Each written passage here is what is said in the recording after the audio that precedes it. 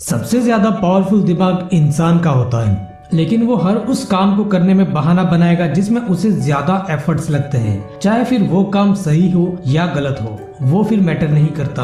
और काम में अगर ज्यादा एफर्ट्स लग रहे हैं तो वो ये कोशिश जरूर करेगा कि उस काम को किसी न किसी बहाने अवॉइड किया जाए, जैसे कि पढ़ने में एफर्ट्स लगाने पड़ते हैं। इसीलिए हमारा दिमाग हमारे सामने बहानों की पूरी लिस्ट खोल कर रख देता है। मैं सुबह जल्दी उठकर इसलिए नहीं पढ़ सकता क्योंकि हम कल लेट सोए थे।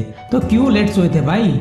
और जब हम दिन में पढ़ने बैठते हैं तो भूख लगने लगती है और भूखे पेट पढ़ाई होती नहीं है हमसे, तो फिर हम क्या करते हैं? खाना खा लेते हैं और इतना खा लेते हैं कि फिर हमसे पढ़ाई नहीं होती और फिर हम सोचने लगते हैं कि पढ़ाई में तो मन नहीं लग रहा, एक काम करता हूँ, माइंड फ्रेश करने के लिए थोड़ा सा मोबाइल चला लेता हूँ। और बाद में पता चलता है मोबाइल यूज करने से तो हमारा दिमाग और ज्यादा खराब हो गया, क्योंकि हमें बाद में पता चलता है कि हमारा सोशल मीडिया में काफी ज्यादा टाइम वेस्ट हो गया। हमारे दिमाग के पास जब भी कोई ऑप्शन होता है, या तो वो काम करो जो अभी इसी वक्त सबसे ज्यादा जरूरी है, या तो वो काम करो जिसमें तुम्हें मजा आता है, तो हमारा दिमाग वही काम करेगा जिसमें उसे सबसे ज्यादा मजा आता है। और जिस काम में हमें जितना ज्यादा मजा आता है उस काम में हमारा कंसंट्रेशन का लेवल और भी ज्यादा रहता है, और इतना ज्यादा रहता है जिसकी कोई लिमिट नहीं रहती। काफी सारे लोग कहते हैं कि मेरा कंसंट्रेशन कम है, मेरा दिमाग कमजोर है।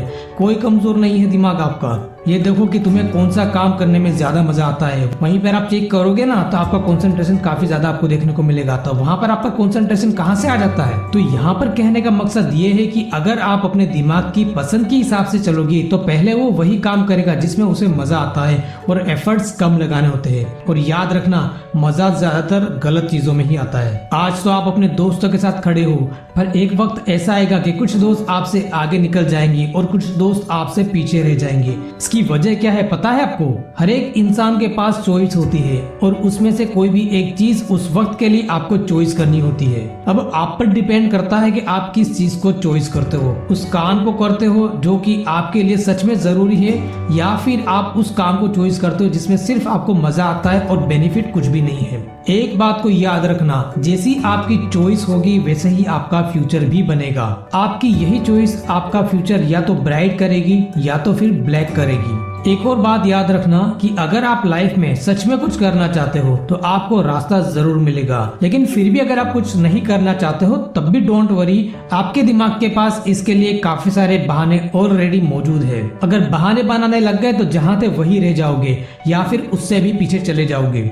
और अगर सही रास्ता चुनकर उस पर मेहनत कर ली तो फिर पीछे पलटकर कभी देखना भी नहीं पड़ेगा। तुम्हें अपने आप को ये बात समझानी पड़ेगी कि तुम खुद उस चीज से दूर भाग रहे हो जो चीज आपका फ्यूचर बनाने वाली है।